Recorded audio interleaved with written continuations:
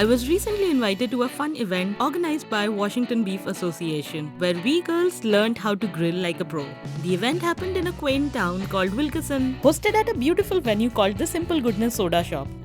This event was a mix of networking and also getting to learn how to grill like a pro. By the end of the event, I definitely learned more than I expected. You can read all about my experience on the blog, but here's a quick video of the entire event. I hope you enjoy it, take some inspiration from this video and also tips to grill like a pro.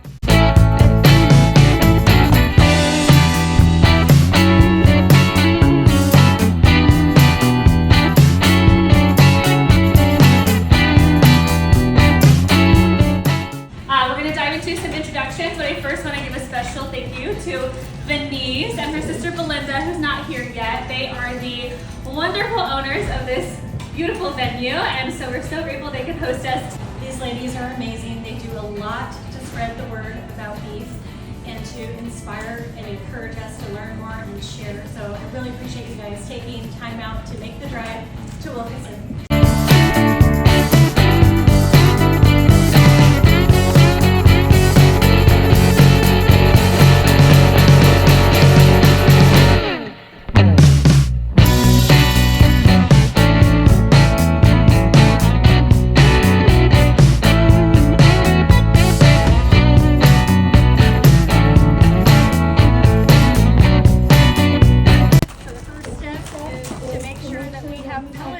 In the grill before we turn it on. We got this filled, and then the tumbleweeds, you probably really only need one, but I'm going to do two to make it go faster. Again, like all natural, no chemicals or anything weird in there. I have a little torch. Usually I use like the little fire starter, but I do have these really cool matches. So I thought, why not? Let's do that. And if you don't have a grill that has these two sides like this, you're going to want to find a spot that it's okay to leave a little dust on the ground. Alright, so you just fire these guys up. And once they get lit,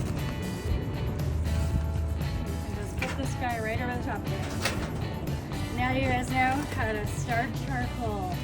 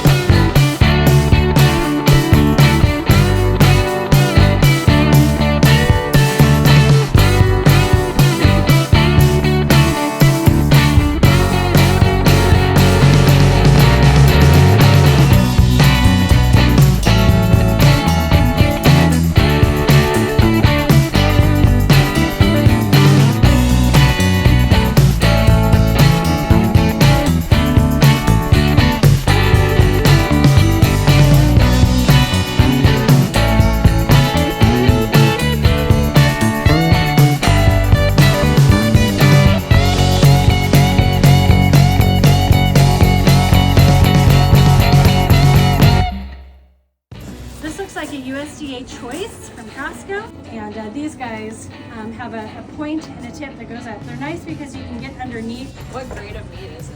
This one here is choice. So there's your steak, ladies. Here's your deal. Instagram moment. Yeah, money shot.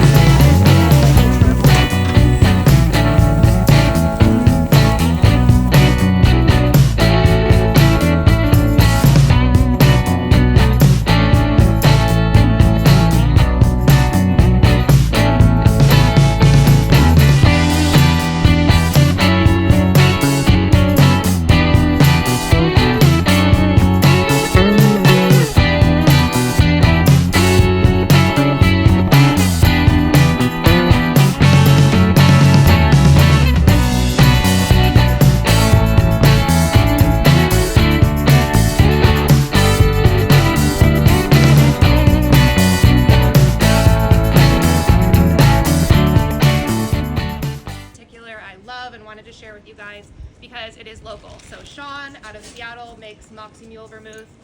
He is fantastic. And this vermouth has so much flavor that I will drink it on ice as a soda.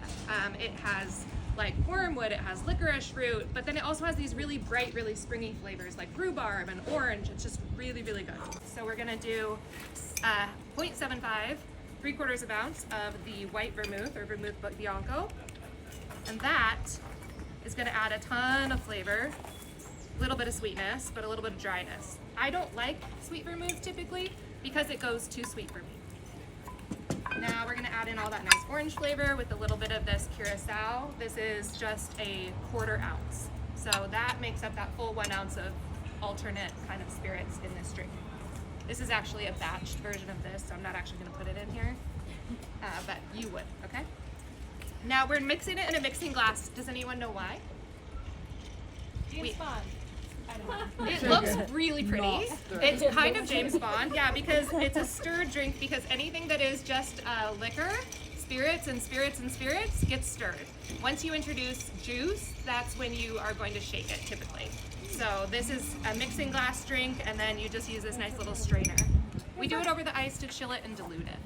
And then here's where we made it fun and beef celebratory is the tallow wash. So this is what you use with fat washing, is a technique you can use in your bartending that adds a really extra silky flavor. And you literally take the fat, you melt it. It can be coconut oil, it can be tallow, it could be butter. I've done brown butter vodkas.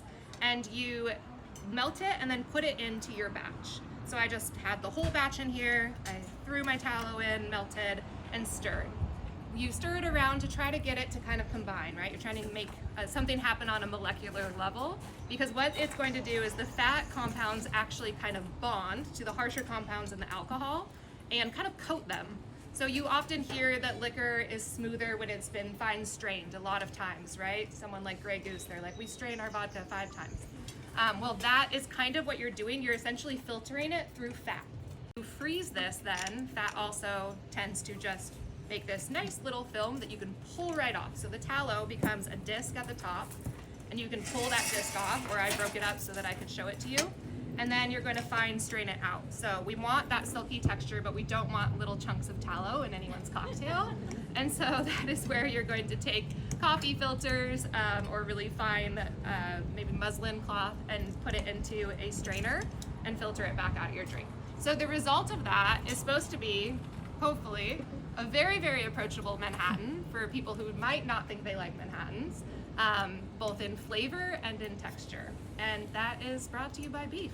It can be in cocktails, and I love it.